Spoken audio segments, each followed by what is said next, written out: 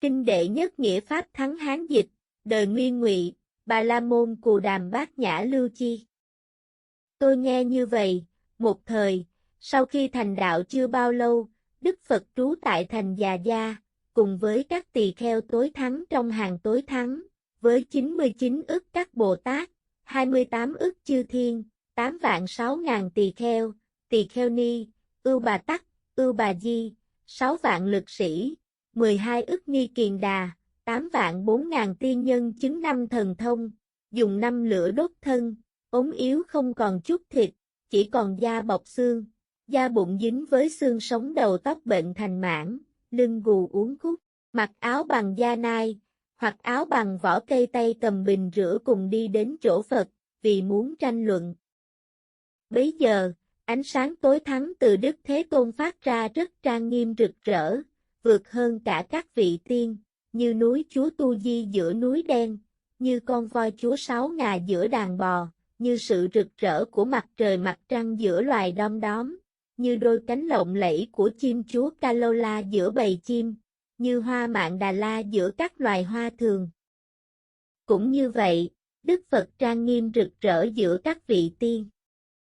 Bấy giờ, Đức Thế Tôn nhập vào Tam Muội Xả Báo, thị hiện vô lượng vô số thần thông, hai bên đều phóng vô lượng hào quang, hiện ra vô lượng ức thân Như Lai, vô lượng ức thân Bồ Tát, vô lượng ức thân Đế Thích, Thiên Vương, Đại Phạm Thiên Vương Tôn chủ của thế gian, lại hiện ra vô lượng trăm ngàn La Hán, lại hiện ra vô lượng muôn ngàn tỳ kheo ni, Ưu Bà Tắc, Ưu Bà Di, lại hiện ra vô lượng chuyển luân Thánh Vương, Đại chuyển luân Vương, Tiểu chuyển luân Vương, người ở phía Nam, người được chú thuật tiên nhân, người thuộc vùng biên giới, hoặc dòng tộc Sát Đế Lợi, Bà La Môn, cư sĩ hàng trưởng giả, người và phi nhân đủ các loại hình sắc tốt đẹp khác nhau, tất cả đều có tên gọi, cho đến cả chúng trời cũng đều từ nơi thân của Đức Như Lai hiện ra. Bấy giờ, đại chúng đều sinh tâm lo ngại, làm thế nào để lần lượt chiêm ngưỡng đây? Trong đại chúng ấy, tất cả hàng Bồ Tát đều rất vui mừng, mưa rải các thứ báu, khắp tất cả đều trang nghiêm. Khi ấy Đức Thế Tôn xuất khỏi Tam Muội Xả Báo, như sư tử dũng mãnh nhanh nhẹn quan sát khắp mười phương, ngay khi ấy liền quan sát khắp cả mười phương, cho đến những cảnh giới được thấy bằng Phật nhãn, thấy tất cả chư Phật Thế Tôn trong thế giới chư Phật khắp mười phương. Tất cả chư Phật ấy đều quan sát cõi Ta Bà như quan sát lòng bàn tay, tất cả chư Phật ấy đều thị hiện thần thông giống như Đức Thích Ca Mâu Ni đã thị hiện. Các hóa thân mà các Đức Như Lai kia hóa hiện ra hết thảy đều giống như vậy, tất cả đều đi đến nơi chúng hội của Đức Phật Thích Ca Mâu Ni Thế Tôn. Đến nơi, họ đều nhập vào chúng hội của Đức Thế Tôn. Bấy giờ, trong hội này có vô lượng Bồ Tát cùng với vô số chư tỳ kheo ni, Ưu Bà Tắc, Ưu Bà Di, đều đem vô số các vật dụng quý giá cúng dường, đến cúng dường Đức Thế Tôn, cúng dường xong, đứng qua một bên. Cũng như vậy, các vị trời, rồng, Dạ Xoa, Càn Thác Bà, Atula, Ca Lầu La, Khẩn Na La, Ma Hầu La Già, người, chẳng phải người thấy các việc thần thông của Đức Thế Tôn, cũng đều đi đến chỗ Phật. Khi ấy, các Bồ Tát trong mười phương dùng vật cúng dường vô thượng đến cúng dường Đức Thế Tôn. Cúng dường xong, các Bồ Tát đi đến tòa ngồi mà an tọa, cứ như thế cho đến hàng người, chẳng phải người, lần lượt theo nhau đi về chỗ ngồi. Hóa thân của Đức Thế Tôn biến hóa trên từ cung điện các trời ở cõi Akanira xuống dưới đến địa ngục A Tỳ, lại cả đến những nơi trong địa ngục A Tỳ. Các hóa thân của chư Phật trong mười phương hóa hiện ra, tất cả đều nhập vào hết thảy lỗ chân lông của Đức Thích Ca Mâu Ni. Tất cả các hóa thân của Đức Thích Ca Mâu Ni hóa hiện ở cõi này cũng đều nhập vào thân chư Phật trong mười phương. Bấy giờ, trong chúng hội có một đại Bồ Tát tên Thắng Âm, từ chỗ ngồi đứng dậy sửa lại y phục, gối phải sát đất, chắp tay hướng về Đức Phật, dùng kệ tán thán, hiếm thay. Chúa muôn loài thị hiện khắp thế gian xưa nay chưa từng có quân ma đều lẫn trốn. Nhìn nhau, lần lượt nói, việc này rất hy hữu ta vì sao đến đây để khiến cho tan hoại chư tiên chẳng phải tiên thân gầy da bọc xương già yếu không vui vẻ không chứng thần thông này. Bậc thần thông không lường trừ chướng ngại Pháp Phật đệ tử Phật vui mừng tôn làm chủ Pháp Phật. Chúng sinh tưởng hy hữu tâm thanh tịnh hoan hỷ, chúng cõi trời đều nói, nguyện được Phật làm chủ. Ở trong hội chúng này Đức Văn Thù hướng dẫn vô lượng đệ tử Phật theo nhau đến hội này. Văn Thù sư lợi đây đã từng cúng dường Phật trong đại chúng này thì hiện đủ thần thông. Đây là tướng pháp gì? Đức Phật muốn làm gì? Trong chúng có nghi ngờ xin nguyện Phật giảng rõ. Bấy giờ, Đức Phật Như Lai dùng năng lực khoai thần, khiến cho trong chúng hội có đại tiên tên Quang Minh Cự nói với Bồ Tát Thắng Âm, đồng tử hãy im lặng. Đồng tử hãy im lặng. Hôm nay tôi muốn thưa hỏi, nếu người nào có thể giải thích một cách rõ ràng, thì rất tương xứng với danh hiệu nhất thiết trí. Hoặc trời Nalajin, trời Ma-hê-thủ-la được tạo ra bởi mật chú Đà Tỳ La huyễn hóa, những nhà làm trò huyễn hóa như vậy chẳng có gì đặc biệt cả, trò huyễn hóa phàm con người đều có thể làm được không hẳn là Đức Phật. Bấy giờ, Đức Thế Tôn mỉm cười, nhìn khắp các vị tiên xong, liền bảo với Đại Tiên Quang Minh Cự, này tuệ mạng Đại Tiên.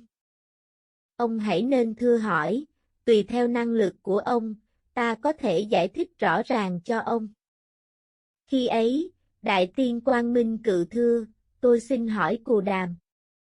Cù Đàm giảng thuyết rõ ràng cho tôi, tất cả chúng sinh từ đâu sinh ra. Sao gọi là chúng sinh? Vì nhân duyên gì mà có kiếp thiêu tận diệt? Chúng sinh ở quá khứ do hòa hợp ở nơi nào mà sinh ra trong loài người, dựa vào tướng nào biết được những vi tế bên trong thân chúng sinh? Ngã bằng một khuỷu tay, bằng hai khuỷu tay, bằng hai ngón tay, bằng một ngón tay, bằng hạt lúa mạch lớn, bằng hạt lúa mạch nhỏ, bằng hạt đậu, bằng hạt mè hay bằng hạt cải. Bấy giờ, Đức Thế Tôn khen ngợi Đại Tiên Quang Minh Cự, lành thay, lành thay. Này Đại Tiên! Ông đã sống qua 60 kiếp tuổi và luôn luôn tu hành, hôm nay ông có thể đem những điều như vậy để hỏi. Trong chúng tiên nhân lại có một đại tiên tự suy nghĩ, mình thường hành đạo trong rừng mà sao không biết không thấy Đại Tiên Quang Minh Cự này sống ngần ấy tuổi, cũng chưa có người nào nói cả, tại sao Sa môn Cù Đàm biết được. Khi ấy Đức Thế Tôn bảo Đại Tiên Quang Minh Cự, Đại Tiên hãy lắng nghe và suy nghĩ cho kỹ, hôm nay ta sẽ trả lời câu hỏi của ông, tất cả chúng sinh từ đâu sinh ra. Ý nghĩa này không thể dùng văn tự, cũng không thể thuyết giảng được. Nhân duyên từ vô minh cho đến sinh, già, chết mà sinh ra chúng sinh. Lại nữa, này Đại Tiên, từ nhân duyên mà sinh ra chúng sinh, nghĩa là cha mẹ là nhân duyên sinh ra chúng sinh. Lại nữa, này Đại Tiên, cha mẹ hòa hợp là nhân của chúng sinh, nghĩa là trải qua kiếp khởi, cơn gió hành nghiệp được thổi theo vào nữ căn, đây là nhân duyên. Lại nữa, này Đại Tiên, nghĩa là bị thâu nhiếp vào bốn đế, khổ thánh đế, khổ tập đế, khổ diệt đế và khổ diệt đạo đế, nên gọi là chúng sinh, lại bị chi phối của 5 thủ ấm, 18 giới, gọi là chúng sinh. Đại Tiên nên biết, 4 đế, 5 ấm, 18 giới tức là chúng sinh, không khác hành nghiệp, người có hành nghiệp như vậy thì không khác chúng sinh. Đại Tiên nên biết, chúng sinh không giảm cũng không tăng. Bấy giờ Đại Tiên hỏi, này Cù Đàm, nếu chúng sinh không giảm không tăng thì chúng sinh ấy như thế nào? Hàng trời, người được tự tại, sau đó bị câu thúc, có trở lại làm trời, người được tự tại không? Đức Phật bảo Đại Tiên, ý nghĩa của ông nêu ra không đúng như vậy. Nếu được tự tại thì không còn lệ thuộc người khác. Như vậy, này đại tiên, nếu thân được tự tại thì vì sao sau đó không được tự tại nữa?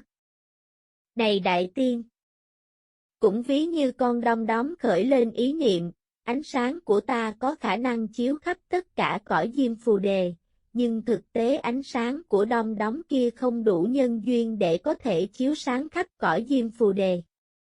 Như vậy, tất cả những ai không điều phục chế ngự được tâm thì không thực sự tự tại. Lại nữa, này đại tiên, nếu người tự tại, phiền não diệt, ít bị câu thúc. Còn phiền não, nhiều sự câu thúc mà tự tại thì không phải tự tại cũng là tự tại. Đó là tự tại cũng không phải tự tại. Nếu lệ thuộc vào sự câu thúc, tự tại thì cũng như phiền não đều bình đẳng, đó là chúng sinh không tăng không giảm. Đại tiên nói, này Cù Đàm, lẽ nào không đoạn trừ được phiền não chăng? Đức Phật bảo đại tiên, phiền não không bao giờ dứt, ta hiểu rõ phiền não nên chẳng phải đoạn trừ phiền não. Đại tiên nói, nếu như vậy thì Cù Đàm đã được tự tại. Đức Phật bảo với đại tiên, đúng vậy, do biết rõ phiền não không thật có nên ta được tự tại. Đại tiên nói, này Cù Đàm, như lời nói vừa rồi của Cù Đàm, nếu cha mẹ hòa hợp sẽ sinh ra chúng sinh, có nhiều chúng sinh thì có nhiều tướng hòa hợp, nhưng có nhiều sự thọ nhận dục lạc mà ít sinh ra chúng sinh, nghĩa này là thế nào? Đức Phật bảo với đại tiên, hôm nay ta dùng ví dụ để hỏi ông. Ví dụ như một hạt giống thì mọc lên một hạt giống, một cây sinh ra vô lượng quả. Trong vô lượng quả ấy, có quả trở lại làm giống, có quả không làm được, vì sao như vậy? Đại tiên nói, thưa Cù Đàm, vì sức mạnh của gió thổi tan mất mầm hạt của cây. Đức Phật bảo đại tiên, quả chúng sinh cũng như vậy, bị gió nghiệp thổi tan mất.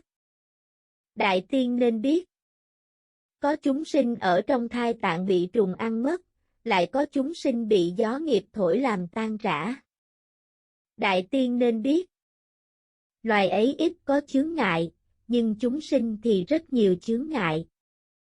Lại nữa, này đại tiên, cảnh giới của chúng sinh từ sự phân biệt mà sinh ra. Đại tiên nên biết, cảnh giới của chúng sinh do tâm và tâm sở xứ vận hành chuyển biến khắp nơi đều có nhân duyên.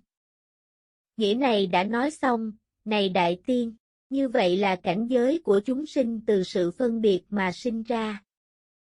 Nghe xong điều này, đại tiên liền nói, này Cù Đàm. Đúng vậy. Cù Đàm đã làm rõ được nghi vấn thứ nhất cho tôi. Lại nữa, này Cù Đàm, xin giảng thuyết lại ý nghĩa kiếp thiêu như thế nào? Đức Phật bảo đại tiên, do vô thường cho nên ta nói về kiếp thiêu của Pháp giới như vậy. Đại tiên nên biết, nếu như Pháp giới kiếp thiêu có hai loại đó là có hữu thường cũng có vô thường, nếu người nói như vậy thì tất cả các đức Như Lai đều nói không chân thật. Lại nữa, này đại tiên, nếu tất cả Pháp đều vô thường, biến đổi không dừng, thì Như Lai được gọi là bậc nhất thiết trí. Khi ấy đại tiên vì Đức Phật mà nói, tên gọi này mới thực sự thích hợp với danh hiệu của bậc nhất thiết trí. Đức Phật bảo đại tiên, giả sử Đức Như Lai không nói ra kiếp thiêu, thì tất cả chúng sinh không biết rõ thời tiết, không nhận biết tên gọi của kiếp số, không hiểu rõ thời nào loạn lạc, thời nào là bình yên. Đại tiên nên biết, giả sử Như Lai không nói ra kiếp thiêu thì con người không thể biết quả báo khác nhau giữa thiện nghiệp và bất thiện nghiệp.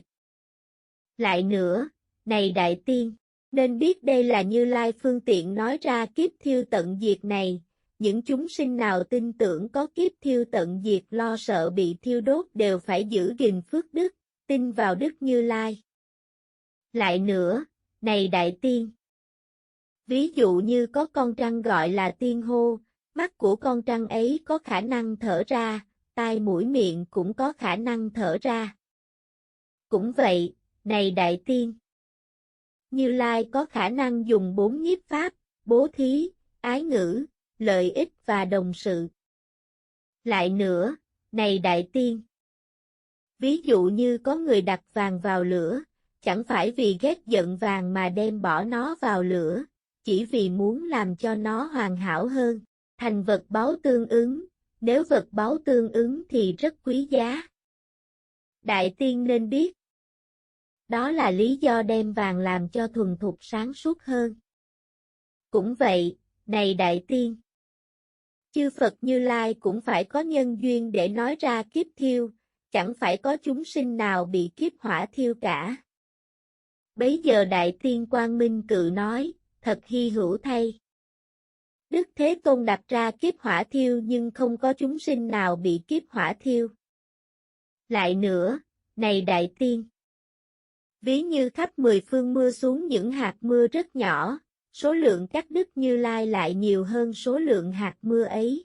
Có số Bồ Tát ở địa thứ 10 cũng lại nhiều như vậy, đều an trú cõi ấy xong, đều dùng tay mình cứu vớt chúng sinh, làm cho chúng sinh được giải thoát. Này Đại Tiên! Chúng sinh thấy sắc thân trang nghiêm của chư Như Lai và chư vị Bồ Tát, thấy như vậy xong liền thấy kiếp tận diệt, lửa lớn thiêu đốt, thấy tự mình được thoát ra, tâm vui mừng, phát lòng thanh tịnh, thệ nguyện như vậy, ta cũng cứu độ chúng sinh như vậy. Ta cũng được sắc thân trang nghiêm như vậy. Ta cũng có thân màu vàng ròng như vậy. Nếu chúng sinh nào phát nguyện với tâm như vậy, thì khi được giải thoát, lập tức chứng quả A-la-hán. Vì thấy có kiếp thiêu, nên tâm sinh nhàm chán, hoặc có người chứng quả Tu Đà Hoàng, hoặc có người chứng quả Tư Đà Hàm, hoặc có người chứng quả A-na Hàm, hoặc có người chứng quả A-la-hán, hoặc có người chứng quả duyên giác, hoặc có người chứng pháp nhẫn vô sinh, hoặc có người chứng địa không thoái chuyển, hoặc có người sinh vào cõi 4 vua trời, hoặc có người sinh vào cõi trời tam thập tam, hoặc có người sinh cõi trời dạ ma, hoặc có người sinh vào cõi trời đâu xuất đà, hoặc có người sinh vào cõi trời hóa lạc, hoặc có người sinh vào cõi trời tha hóa tự tại, hoặc có người sinh vào cõi phạm thiên, phạm phụ, phạm chúng, lần lượt như vậy, cho đến người sinh vào cõi trời sắc cứu cánh, hoặc có người được làm chuyển luân thánh vương, đại chuyển luân vương, thiên chúc tiểu vương, đại tiên, cho đến hoặc vào dòng sát đế lợi, hoặc bà la môn, hoặc trưởng giả. Đại tiên nên biết. Dùng những phương tiện này khiến cho thấy được tướng sắc thân của Như Lai, khi thấy rồi sinh lòng sợ hãi, muốn được giải thoát. Biết rõ ân đức của Như Lai để báo đáp ân đức ấy, thân cận với các đức Như Lai để lãnh hội Pháp chân chánh. Đã lãnh hội Pháp rồi thì như hội Pháp mà tu tập, không nên phóng túng. Dùng phương tiện như vậy khiến cho chúng sinh không sa vào đường ác. Lại nữa, này Đại Tiên! Cho đến có bao nhiêu số Bồ Tát ở địa thứ 10, những địa giới mà cảnh giới mắt các vị ấy thấy được là còn hơn cả cảnh giới chúng sinh ở cõi này. Chúng sinh cõi ấy thấy lỗi sinh tử nên tất cả đều muốn nhập vào cảnh giới vô dư niết bàn. Đại Tiên nên biết. Do nhân duyên này mà nói ra kiếp thiêu tận diệt.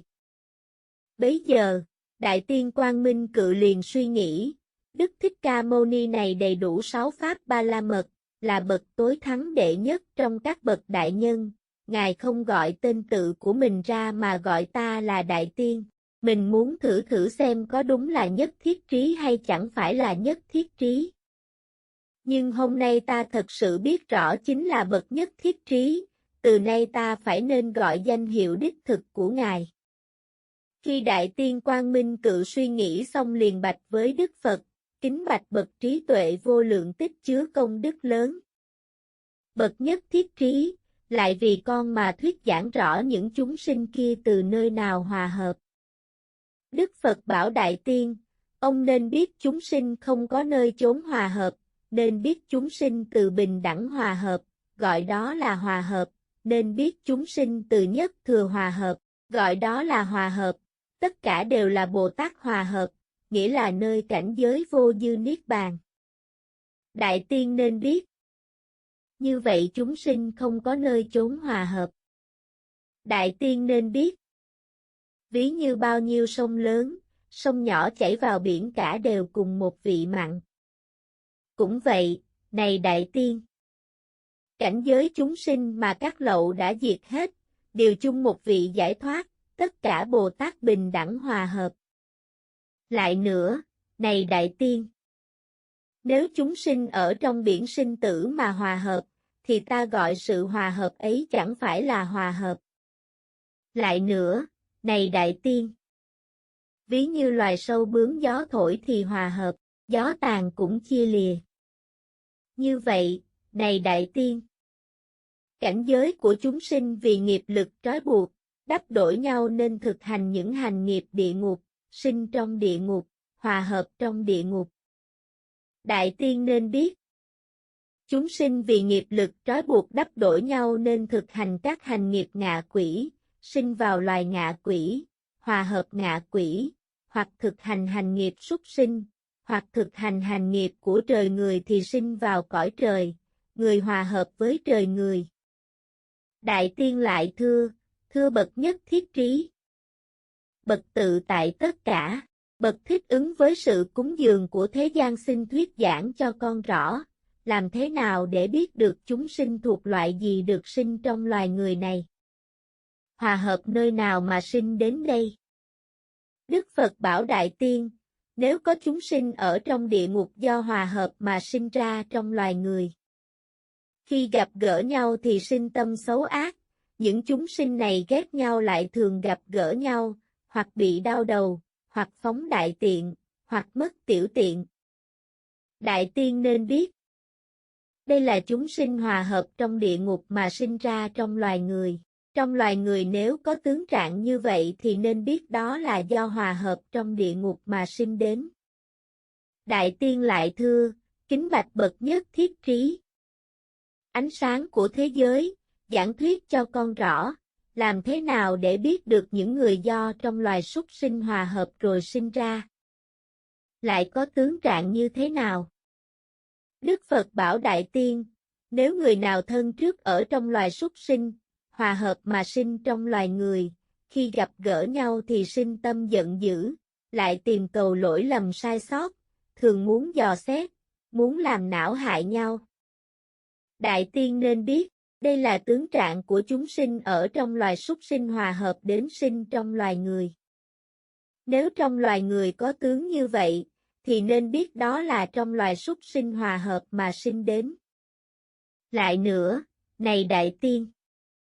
Nếu người mà thân trước ở trong ngạ quỷ hòa hợp mà sinh đến trong loài người thì người ấy ưa thích ngửi mùi hôi, tánh ham ăn uống, keo kiệt không bố thí. Người ở trong loài ngạ quỷ sinh đến, thì thấy người khác giàu có liền sinh tâm ganh ghét, mong muốn vật của người khác. Đại tiên nên biết, đây là tướng trạng của chúng sinh trong loài ngạ quỷ hòa hợp mà sinh ra trong loài người. Trong loài người, nếu có tướng trạng như vậy, tức là chúng sinh trong loài ngạ quỷ hòa hợp mà sinh đến, nên biết như vậy. Lại nữa, này đại tiên. Nếu người nào thân trước ở trong loài người nhưng khác nơi chốn, hòa hợp lại sinh trong loài người, những người này gặp gỡ nhau thì sinh tâm ái nhiễm. Nếu trong loài người có tướng trạng như vậy, thì nên biết đó là vốn từ trong loài người hòa hợp mà sinh đến, đại tiên bạch Phật, bạch Thế Tôn. Nếu trời hòa hợp trở lại sinh trong loài người, tướng trạng ấy như thế nào? Làm sao biết được? Đức Phật bảo đại tiên, nếu có người thân trước ở trong loài trời hòa hợp sinh xuống loài người, mỗi khi gặp gỡ nhau, ưa thích nhìn nhau không rời. Trong loài người, nếu có người có tướng như vậy thì nên biết người ấy vốn ở trong loài trời hòa hợp mà sinh đến. Đại tiên nên biết. Đó là tướng nhân duyên hòa hợp của chúng sinh. Khi nghe Đức Phật dạy xong, Đại tiên Quang Minh Cự sinh tâm vui mừng bạch với Phật, bạch Thế Tôn. Nếu có người không mong cầu nhất thiết trí, những chúng sinh như vậy, thì mọi tạo tác đều rỗng không. Không có kết quả. Bấy giờ, Đức Thế Tôn bảo Đại Tiên, như ông đã hỏi, cái ngã vi tế bên trong thân của chúng sinh, ông nên lắng nghe, nếu có phân biệt được chúng sinh, thì phân biệt cái ngã vi tế của chúng sinh ấy. Đại Tiên nên biết. Ví dụ như có người sinh ra bị mù, không thấy được. Có người đến hỏi, thế nào là màu trắng? Ý ông thế nào? Người mù kia chưa từng thấy màu sắc, thì có thể nói ra một loại màu như thế được không? Đại Tiên đáp, không thể nói được. Đức Phật nói, đúng vậy, đúng vậy. Này Đại Tiên, người mù kia chưa từng thấy màu sắc thì không thể diễn tả được. Cũng vậy, nếu không thấy ngã vi tế bên trong của chúng sinh, thì không thể nói được. Lại nữa, này Đại Tiên, mắt cũng chẳng phải là chúng sinh. Cũng vậy, tai, mũi, lưỡi, thân, ý chẳng được gọi là chúng sinh. Lại nữa, này Đại Tiên, chẳng phải 5 năm uẩn được gọi là chúng sinh, cũng chẳng phải 18 giới, 12 xứ 12 nhân duyên được gọi là chúng sinh. Lại nữa, cũng chẳng phải nội không, ngoại không, chẳng phải nội ngoại không mà được gọi là chúng sinh. Đại Tiên nên biết. Đối với mắt, mỗi niệm không trụ, biến đổi không dừng. Cũng vậy, tai, mũi, lưỡi, thân, ý đều ngay trong mỗi niệm không trụ, biến đổi không dừng. Này Đại Tiên, 5 uẩn cũng như vậy, một niệm không trụ, biến đổi không dừng. Này Đại Tiên, 36 vật bất tịnh của thân cũng đều một niệm không trụ, biến đổi không dừng, cho nên tất cả những thứ trong thân đều không được gọi là chúng sinh. Lại nữa, này Đại Tiên, vật chất thuộc về sắc hòa hợp với mạng căn gọi là chúng sinh. Nếu đem thân để suy lường, phân tích, quan sát rõ ràng, thì thân này không có được chút mạng sống nào, không có người được nuôi dưỡng, cũng không có người trưởng thành. Đại Tiên nên biết, nếu có chúng sinh, thì Như Lai không giảng thuyết 4 pháp thánh đế, vì không chúng sinh, nên Như Lai mới giảng như vậy. Nếu người không hiểu rõ pháp thì chấp thủ trong sự hòa hợp và chấp thủ theo tâm. Bấy giờ, Đại Tiên Quang Minh Cự thưa, bạch Thế Tôn. Quang Minh Cự con kể từ hôm nay mong cầu nhất thiết trí. Bạch Thế Tôn.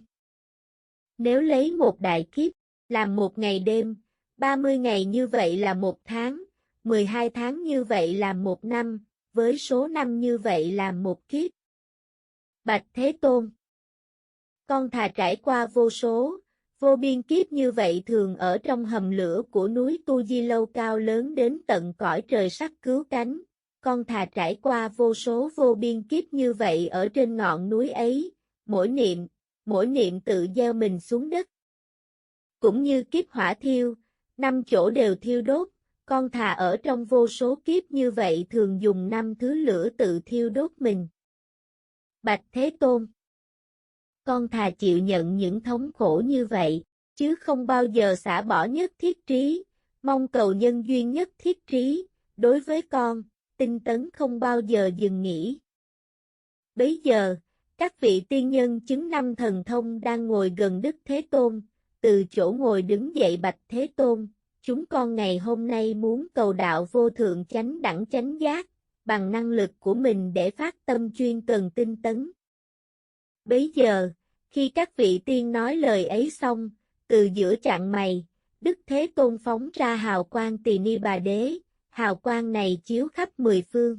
Từ giữa chặng mày của tất cả chư Phật trong 10 phương cũng đều phóng ra hào quang như vậy, nhờ năng lực của hào quang của Tỳ Ni Bà Đế khiến cho cả đại địa chấn động 6 cách, nghĩa là chấn đều, động đều, nổi đều, phía Tây cao, phía Đông thấp, phía Nam cao, phía Bắc thấp.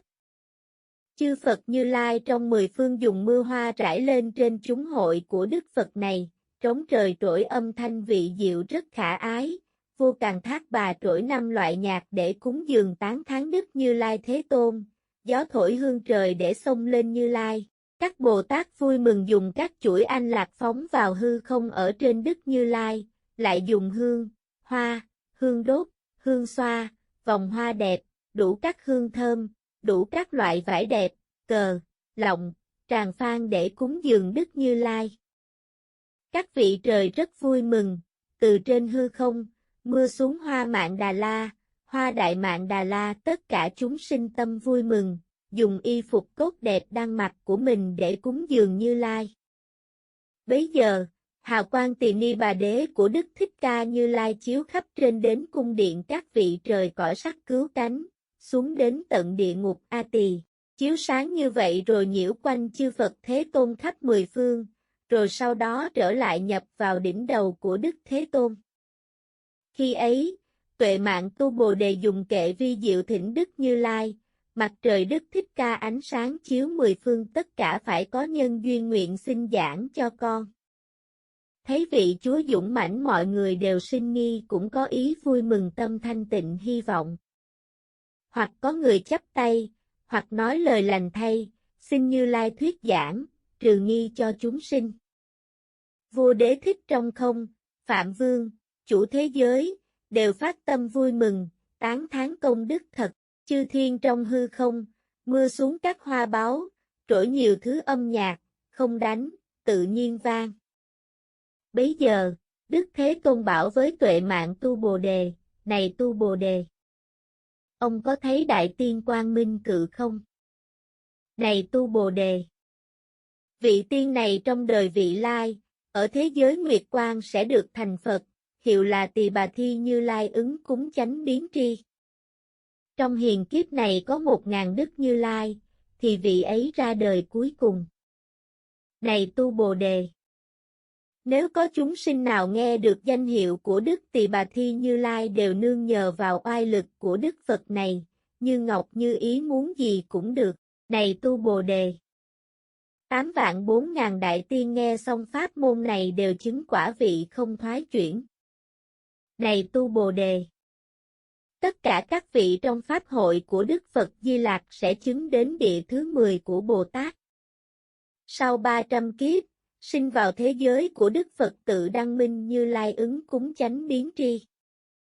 Này Tu Bồ Đề, vô lượng Bồ Tát nghe pháp môn này, lập tức đều chứng tam muội thủ lăng nghiêm, tam muội âm thanh trí, tam muội thọ thắng vị, tam muội như huyễn, tam muội giới thắng, tam muội tuệ vương, tam muội hảo tạng, tam muội địa tạng, tam muội hư không tạng, tam muội đắc quang minh. Này Tu Bồ Đề, có vô lượng vô số ức chư thiên đều chứng quả vị pháp nhẫn vô sinh, vô lượng tỳ kheo ni, ưu bà tắc, ưu bà di, chứng quả A-la-hán. Này Tu Bồ Đề, có vô lượng vô số chúng trời, người, Dạ Xoa, Càn Thác Bà, Atula, Kalola, Khẩn Na La, Ma Hầu La Già, người chẳng phải người, đều phát tâm vô thượng chánh đẳng chánh giác. Này Tu Bồ Đề, đây là nhân duyên mà Đức Như Lai phóng hào quang Tỳ Ni Bà Đế chiếu khắp tất cả. Bấy giờ Đức Thế Tôn vui vẻ mỉm cười xuất ra tướng lưỡi che khắp cả mặt. Từ trong tướng lưỡi phát ra vô số các loại sắc màu, nghĩa là màu xanh, vàng, đỏ, trắng, tím, màu pha lê chiếu khắp vô lượng, vô biên thế giới, sau đó trở lại nhập vào chân của Đức Thế Tôn.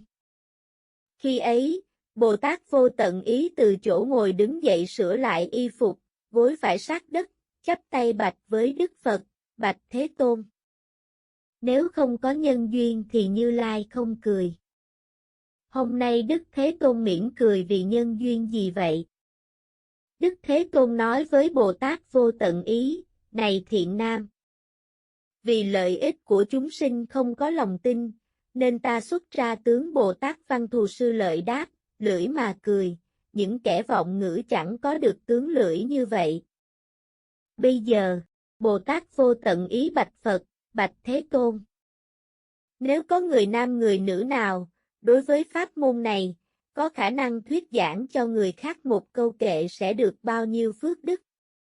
Đức Phật nói, này thiện nam, Công đức của người có được đem cúng dường cho tất cả chư Phật hiện có nơi cảnh giới Phật nhãn và tất cả chư Phật được thấy trong 10 phương thế giới, tất cả những vật dụng tốt đẹp, cho đến khi chư Phật nhập Niết Bàn thì xây dựng tháp báo, sánh với người có khả năng thuyết giảng cho người khác về thật nghĩa của một câu kệ trong pháp môn này, thì công đức của người này được nhiều hơn của người trước. Này thiện nam! Nếu có người đối với người thuyết giảng pháp môn tối thắng này mà sinh tâm thanh tịnh, dùng lời khen ngợi, lành thay, với người như vậy tức đã tán thán tất cả chư Phật, nếu lại có thể cúng dường cho vị ấy thì cũng đã cúng dường cho ta không khác. Bấy giờ, sau khi nhìn khắp tất cả trong chúng hội, Đức Thế Tôn bảo, này các thiện nam! Lời nói chắc thật của ta hôm nay sẽ có những nơi tùy theo nơi nào mà có pháp môn này thì những nơi ấy sẽ được chư Phật nhìn đến. Này thiện nam! Pháp môn này giống như thuốc của chúng sinh trong cõi Diêm Phù Đề vào đời vị lai. Nếu người nào có thể đối với pháp môn này mà tu hành 3 việc, hoặc đọc, hoặc tụng, hoặc giảng thuyết cho người khác, thì người ấy chẳng khác nào khi Phật còn tại thế thỉnh Phật chuyển pháp luân. Này thiện nam! Nếu người có thể biên chép môn này thì người ấy rất dễ chứng được đạo vô thượng chánh đẳng chánh giác không khó khăn gì, đối với tạng bí mật của chư Phật đều có thể an trú hộ trì. Này thiện nam! Người hành theo con đường xấu ác thì chưa bao giờ nghe đến pháp môn này. Này thiện nam! Nếu có chúng sinh chỉ có một lần nghe qua pháp môn này, thì khi xả bỏ thân này sẽ được sinh vào thế giới thanh tịnh của Phật. Này thiện nam! Nếu có người cúng dường cho 1000 chư Phật, gieo trồng căn lành, cũng bằng một người một lần nghe qua pháp môn này. Này thiện nam! Nếu có người nam người nữ nào, nghe được pháp môn này rồi liền sinh lòng tinh kính, thọ trì, đọc tụng, giảng thuyết cho người khác, ta nói người ấy đắc đạo Bồ Đề trong tầm tay, ta nói người này chắc chắn đạt được 5 loại mắt. Từ đây về sau, các căn hoàn hảo, cho đến lúc lâm chung không đánh mất chánh niệm. Người ấy sẽ được tam muội nhất thiết chư Phật hòa tập, tam muội Tỳ Lô Giá Na phấn tấn, tam muội Đà La Ni Tạng, tam muội Châu Ấn Kế, tam muội Thọ Ký, tam muội Quan Thế Ấn, tam muội Vô Tự Khiếp, chứng đắc Đà La Ni nhất thiết pháp thắng, Đà La Ni đoạn nghi, Đà La Ni đệ nhất nghĩa quyết định, chứng đắc vô lượng trăm ngàn môn Đà La Ni như vậy, sẽ đạt được 5 thần thông, tùy theo tâm nhớ nghĩ phát sinh tự tại. Bây giờ, Đức Thế Tôn bảo Bồ Tát Văn Thù Sư Lợi, này Văn Thù Sư Lợi! Ông đã cúng dường rất nhiều chư Phật Thế Tôn thì ông có thể hộ trì pháp môn này, lại có thể ở khắp mọi nơi thuyết giảng cho người khác. Này Văn Thù Sư Lợi! Căn lành hiện có của ông nhờ sự cúng dường, cung kính, cung cấp, thân cận với bao nhiêu chư Phật và được tôn trọng ngợi khen. Này Văn Thù Sư Lợi! Ý ông thế nào? Căn lành ấy có giới hạn hay không? Có thể tính đếm được không? Bạch Thế Tôn! Không thể tính đếm được. Đức Phật bảo, này Văn Thù Sư Lợi! Nếu vào thời năm trước loạn lạc trong thế giới ta bà này, người nào có thể thuyết giảng pháp môn này cho người khác, thì phước đức của người này hơn hẳn phước đức của người kia. Này Văn Thù Sư Lợi! Ông tuy đã đem y phục, thức ăn, giường nằm, toa cụ, thuốc men cần thiết để cúng dường vô số chư Phật, nhưng không thuyết giảng pháp môn này cho người khác thì ông phải bị đắc tội với chư Phật ấy. Này Văn Thù Sư Lợi! Nếu ông chưa từng cúng dường một vị Phật, mà thuyết giảng pháp môn cho người khác thì chính ông đã cúng dường tất cả các đức Như Lai. Khi Đức Phật thuyết giảng xong, Bồ Tát Văn Thù Sư Lợi Pháp Vương Tử, Đại Tiên Quang Minh Cự, Hàng Trời, Người, Càn Thác Bà, Atula, tất cả trong chúng hội được nghe Phật thuyết giảng, đều hoan hỷ cùng tán thán Phật.